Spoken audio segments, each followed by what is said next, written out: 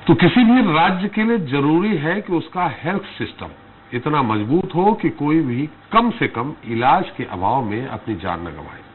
लेकिन अफसोस, देश के तमाम हिस्सों में स्वास्थ्य सेवाएं सिर्फ दावों में बेहतर है। जमीनी हकीकत क्या है, ये हम और आप कोरोना काल में देख ही रहे हैं। मध्य प्रदेश की बात करें तो यहाँ स्वास्थ्य पहले ही संविदा पर है। हालांकि मुश्किल वक्त में ये भी साथ छोड़ रहा है।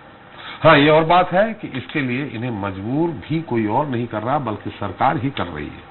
दरअसल सालों से संविदा पर काम कर रहे स्वास्थ्य कर्मचारी लंबे समय से वेतन समेत कई मांगों को पूरा करने का सरकार से निवेदन कर रहे हैं, लेकिन सरकार है कि मांगों पर ध्यान ही नहीं दे रही है।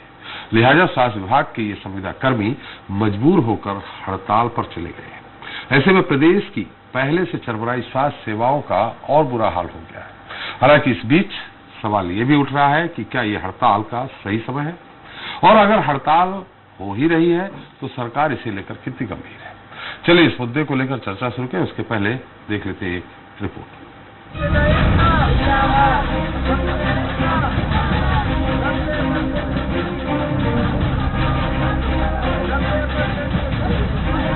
मध्य प्रदेश में कोरोना अब कंट्रोल में आ गया है, लेकिन इस बीच अब स्वास्थ्य सिस्टम हांफता नजर आ रहा है।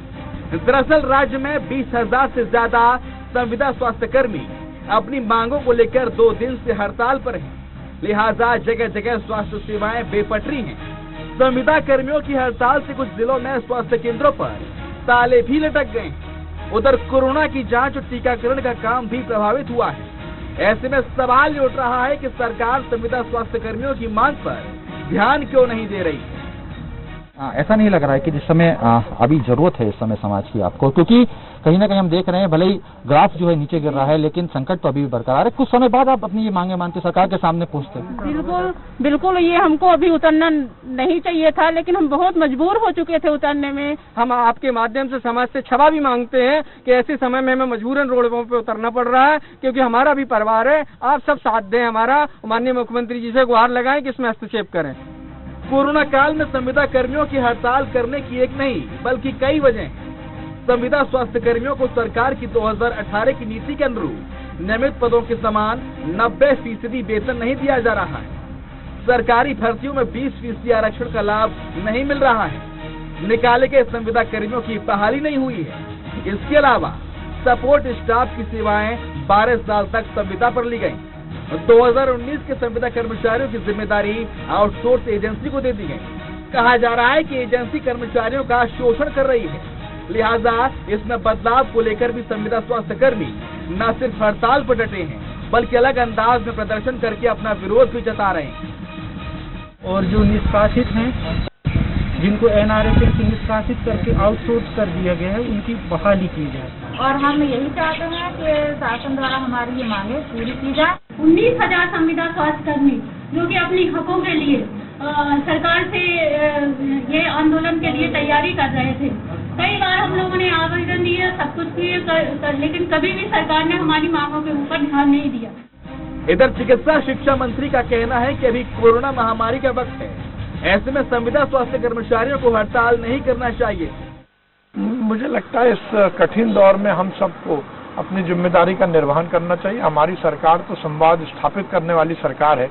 चाहिए कि हम सब मिलकर सेवा करें, बातचीत होकर जो समस्या उसका निदान हो जाएगा। निश्चित तौर पर यह हड़ताल का सही वक्त नहीं है, लेकिन सरकार को भी ये सोचना चाहिए कि अगर कोरोना के भीषण काल में भी संविदा स्वास्थ्य कर्मी अपनी जान दांव पर लगाकर ड्यूटी कर रहे हैं, तो उनकी बड़ी मांगों पर ध्यान क्यों नहीं दिया जा रहा है। क्या जरूरी नहीं है कि सरकार की ओर से संविदा स्वास्थ्य कर्मियों को कोई पुख्ता आश्वासन मिले, ताकि चरमराई व्यवस्थाएं पटरी पर लौटें और अस्पतालों में मरीजों को परेशान न होना पड़े।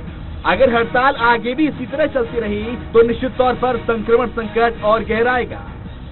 Bureau report, Swaraj express. तो संविदा पर स्वास्थ्य इस मुद्दे पर चर्चा करने के लिए हमारे साथ जुड़ गई हैं बीजेपी वक्ता नेहा बग्गा जी है। नेहा जी, आपका बहुत बहुत स्वागत है।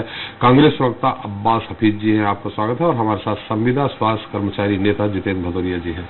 भदौरिया जी, बहुत संक्षेप में थोड़ा सा बता दीजिए। आपने कहा कि 2018 की नीति के अनुरूप पदों के समान वेतन 90% नहीं दिया जा रहा। जब आप लोग संविदा में है तो 90% नियमित कर्मचारियों के हिसाब से कैसे मिलेगा? नमस्कार।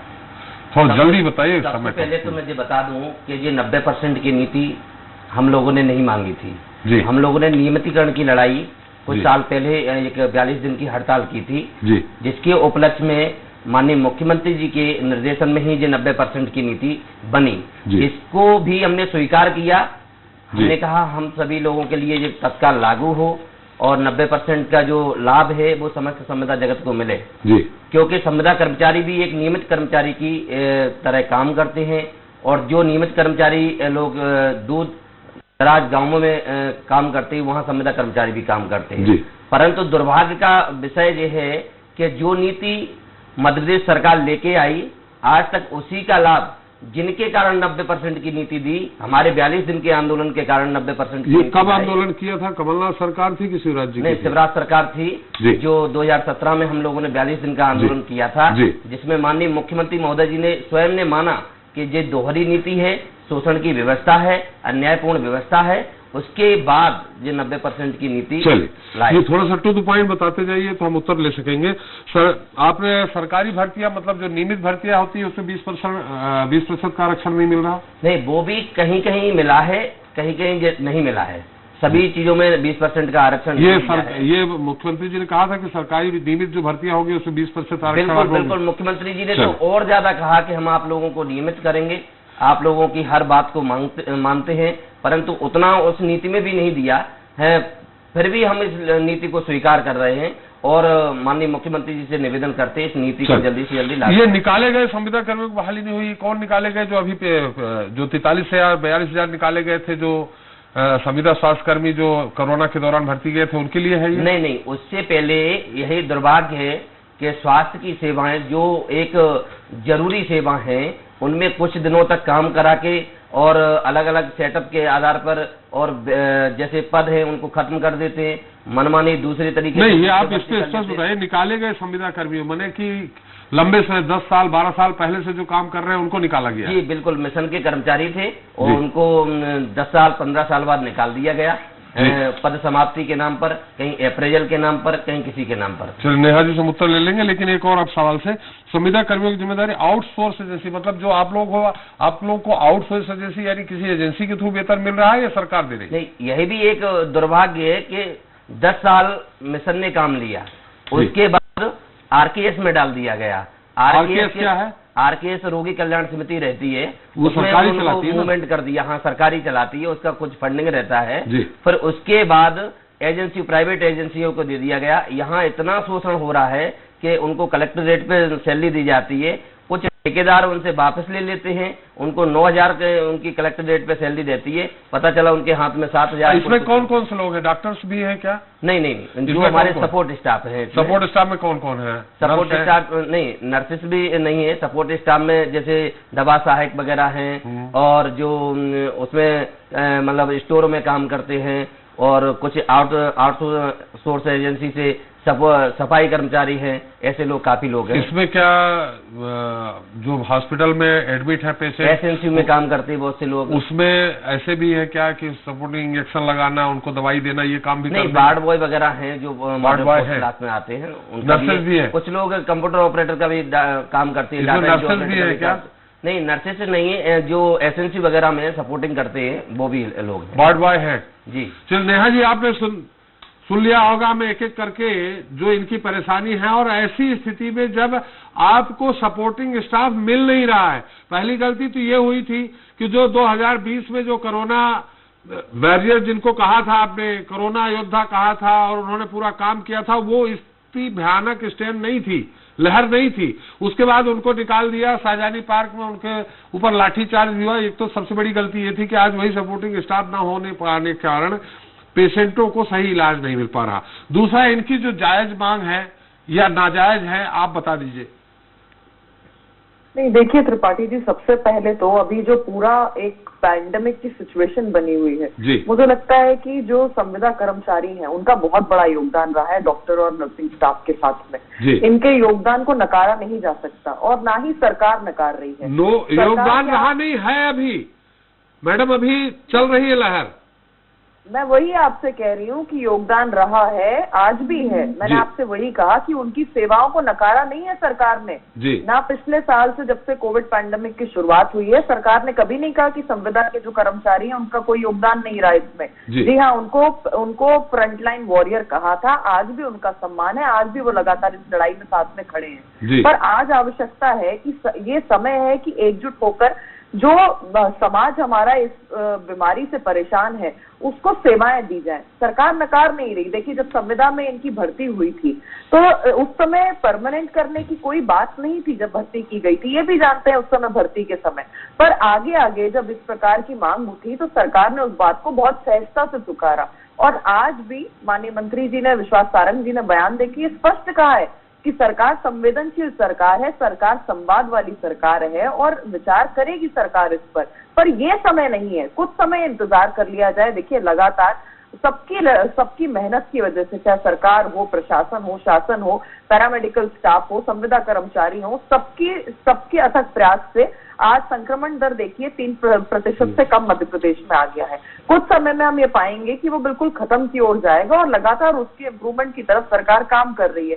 कुछ समय की बात थी, थोड़ा सा और धैर्य दिखाना चाहिए था। और मुझे तो अभी भी उम्मीद है कि जो संविदा के कर्मचारी हैं उनकी मांगों को सरकार सुनेगी, उसको विचार करेगी और जो वादा किया गया है उसको पूरा किया जाएगा। नेहा जी, यहाँ सवाल ये उठ रहा है, कुछ दिनों बाद क्यों अभी लड़ रहे हैं ये? अगर सरकार इतना ही आश्वासन दे दे कि हाँ हम करेंगे, लिखित में आश्वासन दे देती है, हमारे समझ से भदौरिया जी, क्यों भदौरिया जी आप लोग हड़ताल वापस ले लेंगे? नहीं, हम लोगों ने जब हड़ताल की है, नहीं वो बस इतिहास को बताइए। हम आपसे सवाल कर रहे हैं कि अगर सरकार लिखित में आश्वासन दे रही कि हम नियमित करेंगे जो भी आपकी मांग है, तो आप लोग हड़ताल वापस ले लेंगे? माननीय सरकार के जो भी नुमाइंदे हैं और अधिकारी लोग हैं, ऐसा कोई ठोस हमको आश्वासन नहीं दे रहे हैं। दे तो मैं वही सवाल क्या है, इससे ज्यादा मैं क्या मानूं? ये हमको लिखित। अरे आप पिछला मत बताइए, अभी की बहस की बात करिए भदौरिया जी। अगर सरकार बोलती है कि ठीक है आपने जो हड़ताल की ये सारी चीजें, इस पे सरकार मानेगी, तो आप लोग हड़ताल वापस लेंगे? सरकार की हर चीज का मैं स्वागत करता हूँ। 90% की नीति है, उसको तत्काल लागू करें। हम बिल्कुल 1 मिनट में उसको मानने के लिए तैयार हैं। नेहा जी, अभी तो आश्वासन दिलवा दीजिए। मैंने आपसे कहा कि सरकार संवाद में विश्वास रखती है। जब संविदा में भर्ती हुई थी तब ये था क्या कि इनको नियमित किया जाएगा? नहीं था, ये जानते हैं। पर जैसे जैसे मांग सुन दिया सरकार ने विचार किया। आज इस पैंडेमिक से लड़ लें हम। और इसके बाद अगर आप ये सोचिए त्रिपाठी जी, इस तरीके से अगर संविदा कर्मचारी एक तरफ खड़े हो जाएंगे, एक तरफ कहीं पर जूनियर डॉक्टर्स आ जाएंगे, दूसरी तरफ कहीं हो जाएगा, तो क्या ये सही समय है? सरकार ने कहीं नकारा नहीं है, इनकी मांगे जायज हैं। एक मिनट अब्बास जी से पूछ लेते हैं। किया जाएगा, अब्बास जी से पूछ लेते हैं प्रतिपक्ष क्या कहता है यहाँ। अब्बास जी, सॉरी माफ करिएगा, थोड़ा सा देर हो गई।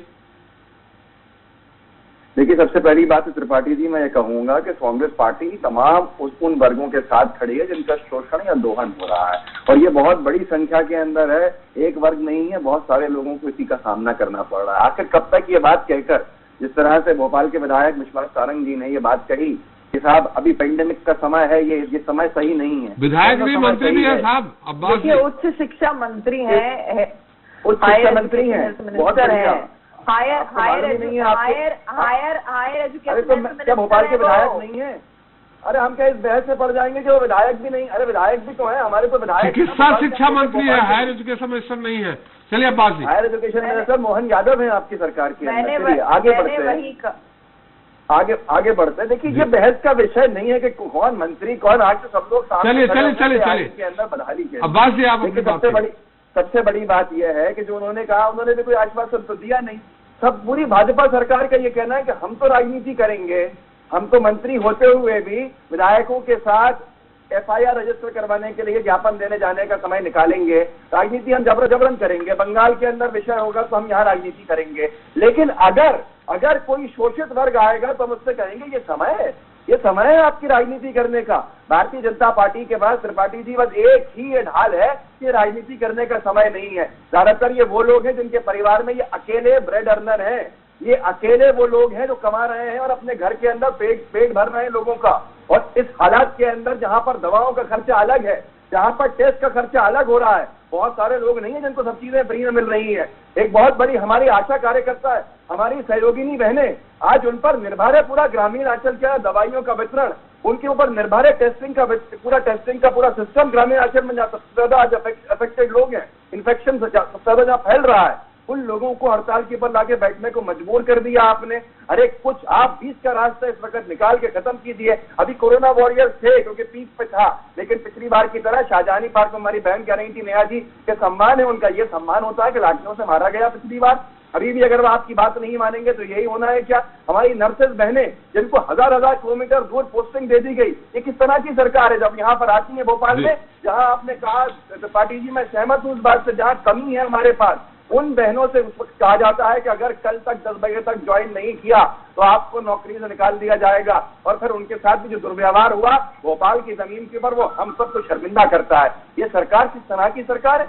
हर जगह खुद राजनीति करने को सामने खड़े हैं, लेकिन जिनके घर के अंदर पैसों की दिक्कत है, जो ऐसे हालात के अंदर इस संक्रमण से बचाने के लिए अपनी जान की बाजी लगाकर हमारे वार्ड के अंदर और हमारे हॉस्पिटल के अंदर मौजूद खड़े हुए हैं। मेरी किसी और की यहाँ इतनी हिम्मत थी कि वो 12 घंटे खड़ा रहता, लेकिन वो लोग अपने पूरे दम लगा के खड़े हैं और उनके साथ ये व्यवहार। और उसके बाद उनको ये कहा जा रहा है कि आपसे पहले वादा नहीं किया गया था, 2017 में वादा कर लिया, बात खत्म हो गई। अब यहाँ से बात शुरू होगी कि उस वादे को कब पूरा किया जाएगा। आखिरी बात कि यही है कथनी और करनी का अंतर, जो मैं कहता हूँ हजारों जी, मुझे यही हाल होगा कि मुझे डिबेट छोड़नी पड़ेगी माफी के साथ। चलिए अब्बास जी एक उत्तर ले ले नेहा जी को, डिबेट नेहा जी को कहीं जाना है, कहीं जाना है। त्रिपाठी जी, देखिए त्रिपाठी जी, मैं सिर्फ ये कहूँ कि अभी इस समय कांग्रेस के संक्रमण से बचने की आवश्यकता है। जिस तरीके से घृणा फैलाने का काम, हर किसी को फूट डालने का, हर किसी को भड़काने का, और कमलनाथ जी का वो वीडियो जनता को नहीं बोलना चाहिए जिसमें कमलनाथ जी कह रहे हैं आग लगा दो, अफसर है, ये अफसर मिला है, आग लगा दो। ये इसी संक्रमण काल का वीडियो है, लेटेस्ट वीडियो कमलनाथ का है, जो अपने विधायकों से अपील कर रहे हैं। मैं ये कहती हूँ कि सरकार संवेदनशील है, सरकार वार्ता में विश्वास रखती है, सरकार संवाद कर रही है। संविदा कर्मचारियों को फ्रंटलाइन वॉरियर पूर्व में भी माना गया था, आज भी वो हमारे फ्रंटलाइन वॉरियर है, उनका सम्मान है, उनकी जो मांगे है वो पूरी होगी। पर इस संकट काल को समाप्त होने दिया जाए। 15 महीने इनकी भी सरकार थी, पर इन्होंने कुछ नहीं किया। 15 महीने में ट्रांसफर की राजनीति करते हैं। अब्बास जी, नेहा जी कह रहे हैं, सुन लेते हैं। नेहा जी शायद कह रही है कि वादा पूरा होगा, और वादा 2017 में मुख्यमंत्री शिवराज सिंह जी ने किया था, तो वो वादा पूरा होगा नेहा जी? बहुत हास्यास्पद है। चले लगता है उनसे संपर्क टूट गया है। जी भदौरिया जी, हमारा अंतिम, देखिए ये हमारा सवाल चूंकि ना पक्ष है ना विपक्ष है, यही समय क्यों चुना आपने? थोड़ा संक्षेप में जाना चाहेंगे। अभी तो देखिए लोग मर रहे हैं, लोग कोरोना से जूझ रहे हैं, आप लोगों ने बहुत अच्छा काम कर रहे हैं। हमारे जितने भी हेल्थ वर्कर्स हैं, संविदा हो चाहे नियमित हो, सब अपनी जी जान अपने परिवार की और अपनी खुद की जान जोखिम में डाल के काम कर रहे हैं, मैं मानता हूं। लेकिन ऐसा समय ही, यही समय क्यों चुना आप लोगों ने? 1.5 वर्ष से निरंतर संविदा कर्मचारी अपनी जान जोखिम में डाल करके हड़ताल कर रहे हैं। देश हित में, प्रदेश हित में सभी लोगों ने अपनी जान दिन रात काम करके, और 1.5 वर्ष से जब कोई निकलता नहीं था बाहर, तब हम लोग सेवाएं दे रहे हैं, दूर दराज ग्रामों में सेवा दे रहे हैं। परंतु खेद का विषय ये है कि आज तक हमारे कई साथी कोरोना योद्धा की मृत्यु हो गई, उनको सरकार ने आज तक क्या दिया? उनके परिवार नहीं है क्या? कुछ लोग निष्कासित हो गए, वो आज मतलब रोड पे दर दर की ठोकरें खा रहे हैं उनके परिवार, उनको क्या दिया? एनआरसी में एक सपोर्ट स्टाफ 6000 रुपए पे काम कर रहा है, और वो अगर पॉजिटिव हो जाता है या उसके साथ कोई ऐसी घटना घट जाती है तो सरकार ने क्या किया उसके लिए? तो हमने 1.5 वर्ष इंतजार किया सरकार का, वैसे तो 3 वर्ष से इंतजार कर रहे, परंतु कोरोना महामारी में 1.5 वर्ष इंतजार किया। सरकार हमसे संवाद करने के लिए तैयार नहीं है कि हम एक शोषित हैं, और जिसको मुख्यमंत्री स्वयं मान रहे हैं कि शोषण की व्यवस्था है, अन्याय की व्यवस्था है। आप लोगों ने संवाद करने का प्रयास किया? नहीं, बिल्कुल, कई बार हमने पत्राचार किया, समय मांगा, कभी अधिकारियों के पास, एमडी मैडम के पास, पीएस के पास, हेल्थ मिनिस्टर के पास। पिछले हमने मार्च में जब कोरोना कब था, एक दिन का धरना भी दिया था हमने कोलार डैम पर, तभी भी कोई हमारा ज्ञापन लेने के लिए नहीं आया, न कोई सूचना आई। तो मजबूरन जे हम अपने परिवार के साथ, ऐसे शोषित लोगों के साथ, परिवार के साथ निश्चित ही हम हड़ताल पर हैं, और जब तक हमारी ये नीति लागू नहीं हो जाती। हड़ताल किस तरह कर रहे हैं? पूरी तरह से काम बंद कर दिया आप लोगों ने? नहीं, हम बिल्कुल हड़ताल सभी हमारे जिलों में अच्छी चल रही है। और किस तरह कर रहे हैं? पूरी तरह से काम बंद कर दिया है?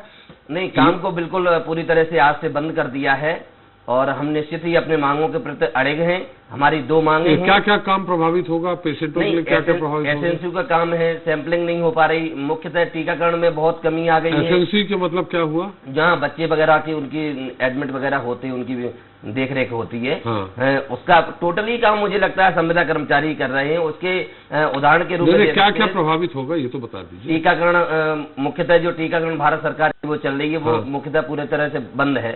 और यहाँ तक जैसे कोरोना की बंद हो जाएगी, मतलब आज से आप लोग? नहीं, बंद हो गई है। विभाग के लोग भी अच्छी तरह जानते हैं। और कोरोना की सैंपलिंग है पूरी तरह से बंद हो गई है। जो रिपोर्टिंग ऊपर की तरफ जाती है वो भी पूरी तरह से बंद हो गई, क्योंकि हमारे डीओ भाई हैं, डाटा एंट्री ऑपरेटर वगैरह पूरी तरह से हड़ताल पे है। और जो भी स्टाफ नर्स डेली ओपीडी रहती है वो भी पूरी तरह से बंद है। एसएनसी का, एनआरसी का, सभी काम। एसएनसी एनआरसी हम बार बार बता रहे हैं, फुल फॉर्म बताइए, जनता सुनना चाह रही है। नहीं, एसएनसी का मतलब जहाँ बच्चे जो रहते हैं ना, इमरजेंसी के लिए बच्चों की देख रेख करते हैं, वहाँ पे एसएनसी। जो कुपोषण वाले होते हैं वो एनआरसी का वो रहता है। हमारे आरबीएस के डॉक्टर हैं वो भी हड़ताल में, जो ग्रामीण में जाते हैं। आरबीएस मतलब जो मतलब बच्चे रहते हैं, जैसे किसी के तालू में छेद है, किसी का कुछ है, मतलब उनकी डॉक्टर है क्या? बिल्कुल, आरबीएस के डॉक्टर हैं, आयुष डॉक्टर है, आयुर्वेद डॉक्टर है। जी जी, आयुर्वेद है, होम्योपैथी है? आयुष है, उसमें दोनों आ जाते हैं, होम्योपैथी और आयुर्वेदिक। ये डॉक्टर वहाँ जाके ये सब हड़ताल पे है? पूरी तरह से हड़ताल में। आप लोग तनख्वाह कितनी? अलग अलग कैडरों में, किसी को 15,000 है, किसी को 6,000 है, किसी को 25,000 है और किसी को 20,000 है, ऐसे करके। डॉक्टरों को 25,000, 20,000? 25,000 है, बहुत कम वेतन है। एक नियमित कर्मचारी को वहीं 50,000 सैलरी मिल रही है, संविदा कर्मचारी को वहीं 25,000, किसी को 15,000, किसी को 8,000, ऐसे करके सभी अलग अलग है। और सभी को बहुत कम मतलब दर पे रखा जा रहा है। और टीबी वालों को तो 20-20 साल हो गए। संविदा की एक सबसे बड़ी व्यथा ये है, उनका भविष्य कुछ नहीं है। जैसे 20 साल के बाद भी संविदा कर्मचारी पे काम कर रहे हैं। वो जैसे नेहा जी ने कहा है कि ये जो संविदा पे रखा था तो नियमित करेंगे, ऐसा सरकार ने कोई आदेश नहीं दिया था, लेकिन आप कह रहे हैं कि 2017 में उन्होंने ऐसा 2018 में 5 जून 2018 की नीति दी है जी। तो उस तरह से कहा गया था। खैर, हमारी शुभकामनाएं आपकी जल्दी मांग पूरी हो, लेकिन हमारी एक बार अनुरोध भी है आप लोगों से। आप लोगों की मांग अपनी जायज है निश्चित तौर पे, कि ऐसे समय पे अगर आपने टेस्टिंग बंद कर दी, आपने टीकाकरण बंद कर दिया, तो मुझे लगता है कि कोरोना से हम प्रदेश या हमारा देश जीत नहीं पाएगा और लाखों लोग इसके चपेट में आ जाएंगे। हमारा अनुरोध है, बाकी आप लोगों का अपना निर्णय है। बहुत बहुत धन्यवाद भदौरिया जी, आपके साथ आप हमारे साथ। बिल्कुल, मैं तो यही कहना चाहूंगा कि माननीय मुख्यमंत्री जी हम संज्ञान में लें और 2 मिनट में हमारे जो आदेश करें और हम बिल्कुल काम करने के लिए तत्पर हैं। हमारा समय भी समाप्त हो गया भदौरिया जी, बहुत बहुत धन्यवाद आपका। तो मध्य प्रदेश में कोरोना अब कुछ काबू में है और ये काबू में ही रहे, इसके लिए जरूरी है कि कोरोना की जांच और वैक्सीनेशन तेजी से चलती रहे। मरीजों के इलाज में देरी न हो, मगर चिंता की बात यह है कि ये सब होगा कैसे, क्योंकि प्रदेश के तकरीबन 20,000 स्वास्थ्य कर्मचारी तो हड़ताल पर चले गए हैं और मांगे पूरी नहीं होने तक ये हड़ताल पर डटे रहेंगे, ऐसा मुझे लगता है। अब ऐसे में स्वास्थ्य सिस्टम कैसे सफलतापूर्वक चलेगा, जरूरी है कि सरकार इस ओर गंभीरता दिखाए, नहीं तो स्वास्थ्य संकट किसी की जान पर भी भारी पड़ सकता है। इसी के साथ जनता आगे जाओगे। नमस्कार।